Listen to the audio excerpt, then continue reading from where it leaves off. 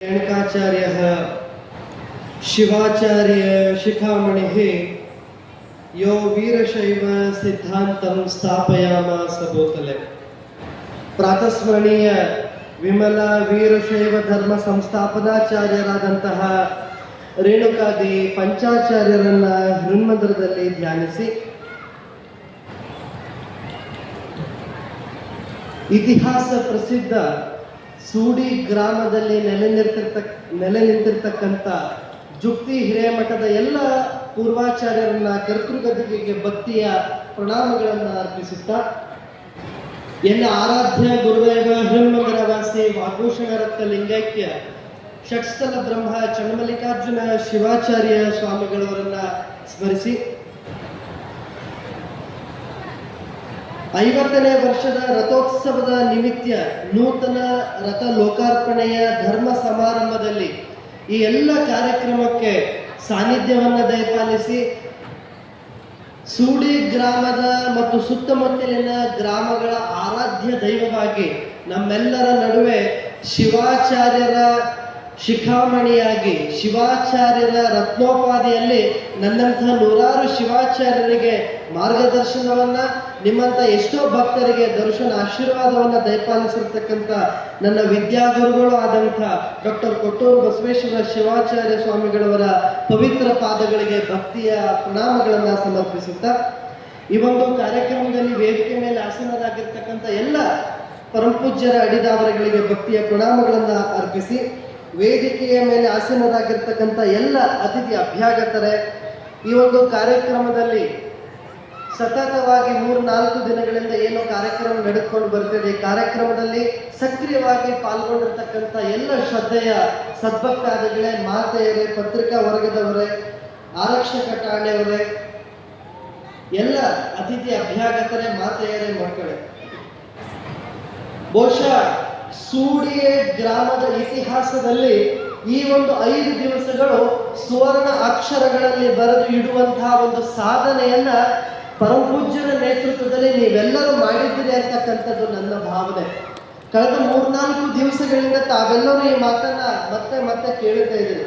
ಇದನ್ನ ಯಾಕೆ ಹೇಳಬೇಕಾಗಿದೆ ಅಂತ ಕೇಳಿದ್ರೆ, ಒಂದು ಗ್ರಾಮದಲ್ಲಿ, ಯಾವುದೇ ಒಂದು ಗ್ರಾಮದಲ್ಲಿ ಮಠಮಾನ್ಯಗಳು ಇದ್ರೆ ಹೇಗಿರ್ತದಪ್ಪ ಅಲ್ಲಿಯ ಜೀವನ ಅಂತ ಕೇಳಿದ್ರೆ, ಒಂದು ಕಡೆ ಹೇಳ್ತಾರೆ ಸಮಾಜ ಮತ್ತು ಸ್ವಾಮಿಗಳ ಸಂಬಂಧ ಯಾವ ರೀತಿಯ ಸಂಬಂಧ ಅಂತ ಕೇಳಿದ್ರೆ ನೀರು ಮತ್ತು ಮೀನಿನ ಸಂಬಂಧ ಇದ್ದ ಹಾಗೆ ಅಂತಕ್ಕಂಥ ಮಾತುಗಳನ್ನ ಸಾಕಷ್ಟು ಹಿರಿಯರು ಹೇಳಿದ್ದನ್ನ ನಾವು ಕೇಳ್ತೀವಿ.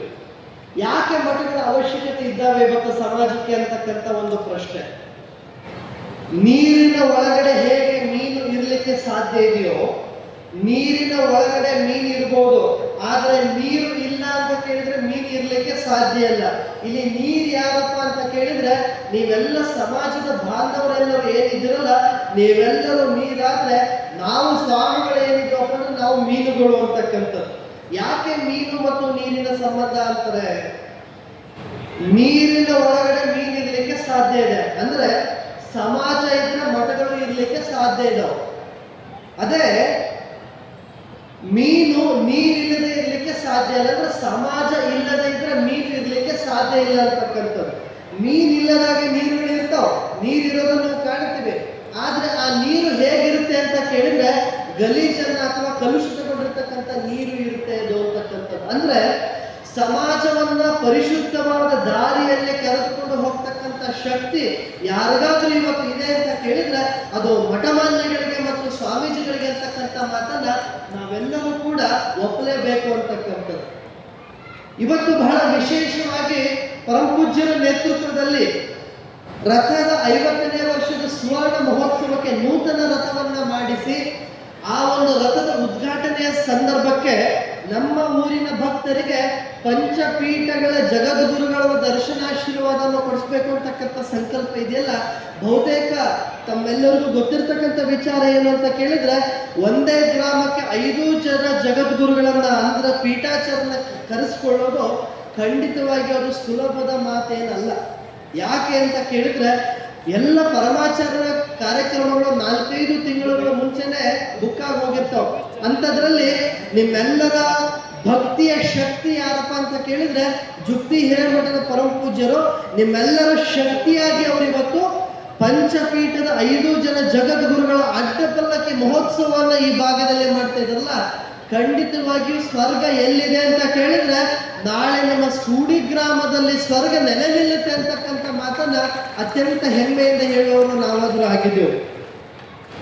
ಈ ಒಂದು ಕಾರ್ಯಕ್ರಮಗಳು 3-4 ದಿವಸಗಳಿಂದ ಅತ್ಯಂತ ಸಾಂಗಮಂಗಲವಾಗಿ ನೆರವೇರಿಕೊಂಡು ಬರ್ತಾ ಇದ್ದವು.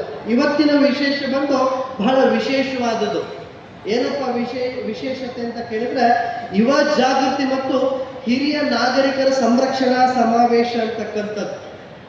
ಬಹುಶಃ ತಾವೆಲ್ಲ ಯೋಚನೆ ಮಾಡೋದು, ಗುರುಗಳು ಒಂದೊಂದು ದಿವಸ ಒಂದೊಂದು ವಿಷಯದ ಮೇಲೆ ಅದಕ್ಕೆ ಪ್ರವಚನಕಾರನ್ನ ಕರೆಸೋದಾಗಿರ್ಬೋದು, ಅದಕ್ಕೆ ವಿಶೇಷ ಆಹ್ವಾನಿತರನ್ನ ಕರೆಸ್ತಕ್ಕಂಥ ಕೆಲಸವನ್ನ ಮಾಡಿ ನಿಮಗೆ ನೆತ್ತಿಗೆ ಬುತ್ತಿಯನ್ನ, ವಿಶೇಷವಾಗಿ ಈ ವಿಷಯ ಯಾಕೆ ಇಷ್ಟ ಆಯಿತು ಅಂತ ಕೇಳಿದ್ರೆ ಬಹುಶಃ ನಮ್ಮ ಹೆಸರನ್ನ ಗುರುಗಳು ಮೊದಲನೇ ದಿವಸಕ್ಕೆ ಅರ್ಪಣೆ ಮಾಡಿದ್ರು.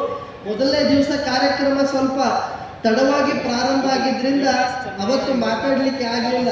ಬಹುಶಃ ಇವತ್ತು ನನ್ನ ಪಾಲಿನ ಭಾಗ್ಯ ಇದು ಅಂತ ಕೇಳಿದ್ರೆ ಯಾಕೆ ಅಂತ ಕೇಳಿದ್ರೆ ಯುವ ಜಾಗೃತಿ ಮತ್ತು ಹಿರಿಯ ನಾಗರಿಕರ ಸಂರಕ್ಷಣಾ ಸಮಾವೇಶಕ್ಕೆ ಒಬ್ಬ ಯುವ ಯತಿಯಾಗಿ ನಿಮ್ಮ ಮುಂದೆ ಮಾತಾಡ್ಲಿಕ್ಕೆ ಅವಕಾಶ ಸಿಕ್ಕಿದ್ದು ನನ್ನ ಭಾಗ್ಯ ಅಂತಕ್ಕಂಥ ಮಾತನ್ನ ಹೇಳ್ತಾ, ವಿಶೇಷವಾಗಿ ಪ್ರಸ್ತುತ ದಿನಮಾನಗಳಲ್ಲಿ ನಾವು ಎದುರಿಸ್ತಿರ್ತಕ್ಕಂಥ ಸಮಸ್ಯೆ ಏನಪ್ಪಾ ಅಂತ ಕೇಳಿದ್ರೆ, ನೀವೆಲ್ಲ ಸಾಕಷ್ಟು ಹಿರಿಯರಿದ್ದೀರಿ, ತಾಯಂದ್ರಿದ್ದೀರಿ. ಗುರುಗಳೇ, ನಮ್ಮ ಮಕ್ಕಳು ನಮ್ಮ ಮಾತನ್ನ ಕೇಳ್ತಾ ಇಲ್ಲ, ನಮ್ಮ ಮಕ್ಕಳು ಫೋನಿಗೆ ಅಡಿಕ್ಟ್ ಆಗಿದ್ದಾರೆ ಅಥವಾ ಇನ್ಯಾವುದೋ ಅಭ್ಯಾಸಕ್ಕೆ ಅಡಿಕ್ಟ್ ಆಗಿದ್ದಾರೆ, ನಮ್ಮ ಮಕ್ಕಳು ನಮ್ಮ ಮಾತನ್ನ ಕೇಳ್ತಾ ಇಲ್ಲ ಅಂತಕ್ಕಂಥ ಸಹಜವಾದ ಮಾತುಗಳನ್ನು ನೀವು ಸ್ವಾಮಿಗಳ ಹತ್ರ ಬಂದು ವ್ಯಕ್ತಪಡಿಸ್ತೇವೆ. ಇವತ್ತು ಸಮಾಜ ಯಾವ ಕಡೆ ಸಾಗ್ತಾ ಇದೆ ಅಂತ ಕೇಳಿದ್ರೆ ಎಲ್ಲರಿಗೂ ಗೊತ್ತಿರ್ತಕ್ಕಂಥ ವಿಚಾರ ಏನಪ್ಪಾ ಅಂದ್ರೆ ನಾವೆಲ್ಲರೂ ಕೂಡ ಅತ್ಯಂತ ಆಧುನಿಕ ಯುಗದಲ್ಲಿ ತಂತ್ರಜ್ಞಾನಕ್ಕೆ ಮೊರೆ ಹೋಗ್ತಾ ಇದ್ದೇವೆ. ನೀವು ಎಷ್ಟೇ ತಂತ್ರಜ್ಞಾನಕ್ಕೆ ಮೊರೆ ಹೋಗ್ರಿ, ಚಂದ್ರ ಅಂಗನಕ್ಕೆ ಕಾಲಿಟ್ಟರು ಕೂಡ, ಬೇರೆ ಬೇರೆ ಗ್ರಹಗಳಿಗೆ ಕಾಲಿಟ್ಟರು ಕೂಡ ಮತ್ತು ಎಲ್ಲರೂ ಎಲ್ಲಿ ಶರಣಾಗಬೇಕು ಅಂತ ಕೇಳಿದ್ರೆ ಪರಪೂಜ್ಯ ಗುರುಗಳ ಪಾದಕ್ಕೆ ಬಂದು ಶರಣಾಗಬೇಕೇ ವಿನಃ ಶರಣಾಗತಿಗೆ ಅಥವಾ ಸಾಂತ್ವನಕ್ಕೆ ಗುರುವಿನ ಪಾದ ಅಥವಾ ಗುರುವಿನ ಮಡಿಲನ್ನು ಬಿಟ್ಟು ಜಗತ್ತಿನಲ್ಲಿ ಯಾವ ಮಡಿಲು ನಿಮಗೆ ಸಿಗೋದಿಲ್ಲ ಅಂತಕ್ಕಂಥ ಮಾತು. ಯಾಕೆ ಈ ಮಾತನ್ನ ಹೇಳ್ತಾ ಇದ್ದೀವಿ ಅಂತ ಕೇಳಿದ್ರೆ, ಸಾಕಷ್ಟು ತಂದೆ ತಾಯಿಯರು ನೀವೆಲ್ಲರೂ ಬಂದಿದ್ದೀರಿ. ನಿಮಗೆ ನೋವಾದ ಸಂದರ್ಭಗಳಲ್ಲಿ, ನಿಮ್ಮ ಮನಸ್ಸಿಗೆ ಖೇದ ಉಂಟಾದ ಸಂದರ್ಭಗಳಲ್ಲಿ, ನಿಮ್ಮ ಮನೆಯಲ್ಲಿ ಅಶಾಂತಿಗಳು ತಲೆದೂರಿದ ಸಂದರ್ಭದಲ್ಲಿ ನಿಮಗೆ ತವರು ಮನೆಗಳು ನೆನಪಾಗೋದಿಲ್ಲ, ನಿಮಗೆ ಗಂಡನ ಮನೆ ನೆನಪಾಗೋದಿಲ್ಲ, ಅಥವಾ ನಿಮ್ಮ ಮೂಲ ಮನೆಗಳು ನೆನಪಾಗೋದಿಲ್ಲ. ನಿಮಗೆ ಮನಃಶಾಂತಿಯನ್ನು ಕೊಡ್ತಕ್ಕಂಥ ಏಕೈಕ ಕೇಂದ್ರ ಸ್ಥಾನಗಳು ಯಾವುವು ಅಂದ್ರೆ ಅದು ಮಠಮಾನ್ಯಗಳು ಅಂತಕ್ಕಂಥ ಮಾತು. ಮಠಗಳಿಗೆ ಬಂದು ನೀವು ಗುರುಗಳಿಗೆ ಹೇಳೋದೇ ಬೇಡ, ನಿಮ್ಮ ಮುಖವನ್ನು ನೋಡಿದಾಕ್ಷಣ ಪರಮಪೂಜ್ಯ ಗುರುಗಳು ಹೇಳ್ತಾರೆ, ಯಾಕಪ್ಪ ಯಾಕೆ ಬೇಜಾರು ಮಾಡ್ಕೊಂಡಿದ್ಯಾ ಅಂತ ಹೇಳಿ. ನೀವು ಹೇಳದಲ್ಲೇ ಇದ್ರೂ ಕೂಡ ನಿಮ್ಮ ಮನಸ್ಸಿನ ನೋವನ್ನು ಅರಿತಕ್ಕಂಥ ಜಗತ್ತಿನಲ್ಲಿ 2 ಜೀವಗಳು ಅಂದ್ರೆ ಒಂದು ತಾಯಿಯನ್ನ ಬಿಟ್ಟರೆ ಗುರು ಅಂತಕ್ಕಂಥದ್ದು. ಅದಕ್ಕಾಗಿ ವೀರಶೈವ ಧರ್ಮದಲ್ಲಿ ಅಷ್ಟಾವರಣಗಳಲ್ಲಿ ಮೊದಲನೇ ಆವರಣ ಗುರು ಅಂತಕ್ಕಂಥದ್ದು. ಅಷ್ಟಾವರಣಗಳು ಅಂದ್ರೆ 8 ಆವರಣಗಳನ್ನು ನಾವು ಕಾಣ್ತೀವಿ. ಯಾರು ಶಿವನ ಆರಾಧನೆಯನ್ನ ಮಾಡ್ತಾರೋ, ಯಾವ ವೀರಶೈವ ಶಿವನ ಆರಾಧನೆಯನ್ನು ಮಾಡ್ತಕ್ಕಂಥ ಶೈವನಿಗೆ ಅಷ್ಟಾವರಣಗಳಲ್ಲಿ 8 ಆವರಣಗಳನ್ನು ಕೊಟ್ಟಿದ್ದಾರೆ. ಆ 8 ಆವರಣಗಳು ಯಾವ್ಯಾವ ಅಂತ ಕೇಳಿದ್ರೆ ಗುರು, ಲಿಂಗ, ಜಂಗಮ, ಪಾದೋದಕ, ಪ್ರಸಾದ, ವಿಭೂತಿ, ರುದ್ರಾಕ್ಷಿ ಮತ್ತು ಮಂತ್ರ. 8 ಆವರಣಗಳು ಅಂತಕ್ಕಂಥ ಮಾತನ್ನ ಸಿದ್ಧಾಂತ ಶಿಖಾಮಣಿಯಲ್ಲಿ ರೇಣುಕ ಭಗವತ್ಪಾದರು ಸಿದ್ಧಾಂತ ಶಿಖಾಮಣಿ ಗ್ರಂಥದ ಮೂಲಕ ನಮಗೆ ಕೊಟ್ಟಿದ್ದಾರೆ. ಈ 8 ಆವರಣಗಳು ಅಂತಂದ್ರೆ ಏನಪ್ಪಾ ಅಂದ್ರೆ, ಯಾವ ಒಬ್ಬ ಭಕ್ತ ಶಿವನನ್ನ ಆರಾಧನೆಯನ್ನ ಮಾಡ್ತಾನೋ, ಯಾವ ವೀರಶೈವ ಶಿವನನ್ನ ಆರಾಧನೆಯನ್ನ ಮಾಡ್ತಾನೋ ಅವನಿಗೆ ಕವಚದ ರೀತಿಯಲ್ಲಿ ಕೆಲಸ ಮಾಡ್ತಕ್ಕಂಥವು ಇವುಗಳು ಅಂತಕ್ಕಂಥದ್ದು. ದೇಶದ ಗಡಿಯಲ್ಲಿ ದೇಶವನ್ನ ಕಾಯ್ತಕ್ಕಂಥ ಸೈನಿಕರಿಗೆ ನಮ್ಮ ದೇಶದ ಘನ ಭಾರತ ಸರ್ಕಾರ ಅವರಿಗೆ ಬುಲೆಟ್ ಪ್ರೂಫ್ ಜಾಕೆಟ್ಗಳನ್ನು ಕೊಡುತ್ತೆ. ಯಾವ ಕಾರಣಕ್ಕೆ? ದೇಹಕ್ಕೆ ಗುಂಡು ಹೋಗಬಾರದು ಅನ್ನೋ ಕಾರಣಕ್ಕೆ. ವೀರಶೈವರಿಗೆ ಬುಲೆಟ್ ಪ್ರೂಫ್ ಜಾಕೆಟ್ಗಳು ಅಥವಾ ಯಾರು ಶಿವನನ್ನ ಆರಾಧನೆ ಮಾಡ್ತಾರೆ ಅವರಿಗೆ ಬುಲೆಟ್ ಪ್ರೂಫ್ ಜಾಕೆಟ್ಗಳು ಯಾವಪ್ಪ ಅಂತ ಕೇಳಿದ್ರೆ ಈ ಅಷ್ಟ ಆವರಣಗಳು ಅಂತಕ್ಕಂಥದ್ದು. ವೀರಶೈವರಿಗೆ ಬುಲೆಟ್ ಪ್ರೂಫ್ ಜಾಕೆಟ್ ಯಾವುದಪ್ಪ ಅಂತ ಕೇಳಿದ್ರೆ ಯಾವುದೋ ಅಷ್ಟಾವರಣಗಳು.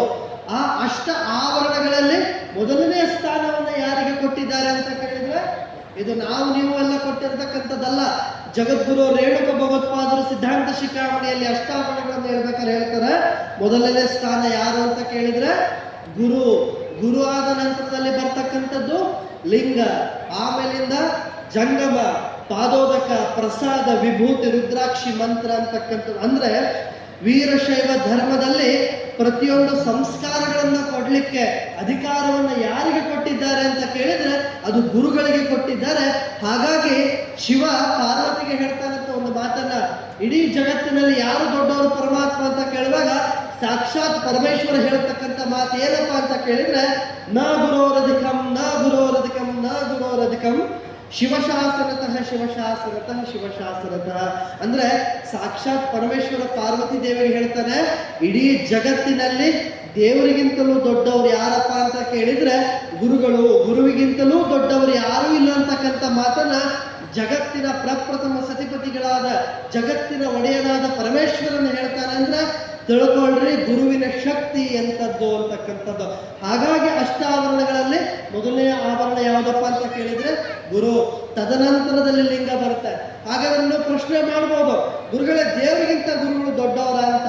ಅದಕ್ಕೆ ಒಂದು ಕಡೆ ಹೇಳ್ತಾರೆ, ಯಾಕೆ ಗುರುಗಳಿಗೆ ಮೊದಲನೇ ಸ್ಥಾನ ಅಂತ ಕೇಳಿದ್ರೆ, ನಿಮ್ಮೆಲ್ಲರಿಗೆ ಇಷ್ಟಲಿಂಗ ದೀಕ್ಷೆಯನ್ನ ಕೊಡ್ತಕ್ಕಂಥವ್ರು ಯಾರು? ಗುರು ಕೊಡ್ತಾರೆ. ನಿಮಗೆ ದೇವರನ್ನ ಪರಿಚಯ ಮಾಡ್ತಕ್ಕಂಥವ್ರು ಯಾರಪ್ಪ ಅಂತ ಕೇಳಿದ್ರೆ ಅದು ಗುರುಗಳು. ಹಾಗಾಗಿ ದೇವರನ್ನ ಪರಿಚಯ ಮಾಡ್ತಕ್ಕಂಥ ಗುರುಗಳಿಗೆ ಪ್ರಪ್ರಥಮವಾದ ಸ್ಥಾನವನ್ನ ಸಿದ್ಧಾಂತ ಶಿಖಾಮಣಿಯಲ್ಲಿ ಕೊಟ್ಟಿದ್ದಾರೆ.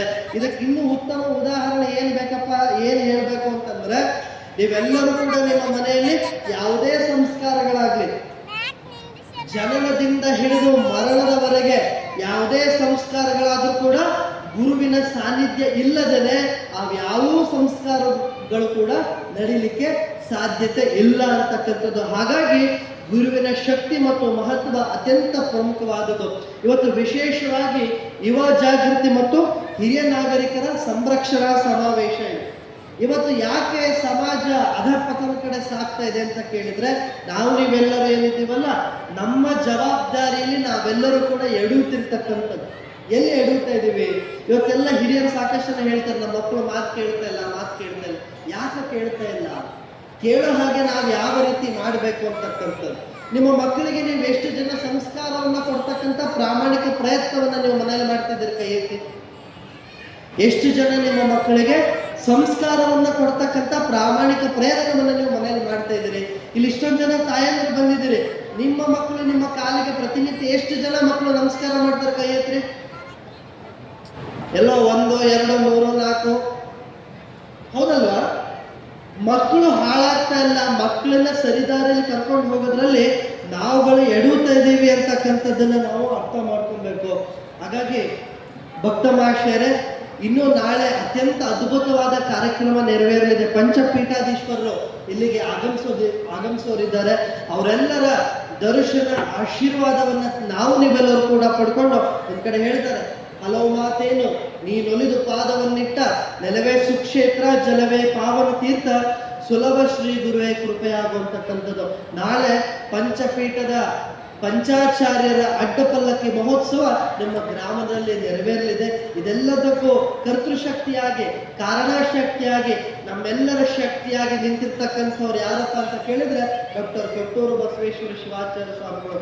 ಅವರು ನನಗೆ ವಿದ್ಯಾಗುರುಗಳು. ಹೌದು, ನಮ್ಮ ಗುರುಗಳು ಅಕಾಲಿಕವಾಗಿ ಮರಣವನ್ನು ಹೊಂದಿದ ನಂತರದಲ್ಲಿ ಅವರ ಮಾರ್ಗದರ್ಶನದಲ್ಲಿ ಹೇಳ್ತಿದ್ರು ಗುರುಗಳು, ನಿಮ್ಮ ಗುರುಗಳು ನಿಮ್ಮ ಜವಾಬ್ದಾರಿ ನನಗೆ ಕೊಟ್ಟು ಹೋಗಿದ್ದಾರೆ, ನಿಮ್ಮ PhD ಮಾಡಬೇಕು ಅಂತಕ್ಕಂಥದ್ದು. ಕಳೆದ 5-6 ವರ್ಷಗಳಿಂದ ನನ್ನ ಗುರುಗಳನ್ನ ಯಾರಲ್ಲಿ ಕಾಣ್ತಾ ಇದ್ದೀನಿ ಅಂದ್ರೆ ಅದು ಕೊಟ್ಟೂರು ಬಸವೇಶ್ವರ ಶಿವಾಚಾರ್ಯ ಸ್ವಾಮಿಗಳವರೆಲ್ಲ ಕಾಣ್ತಾ ಇದ್ದೇನೆ.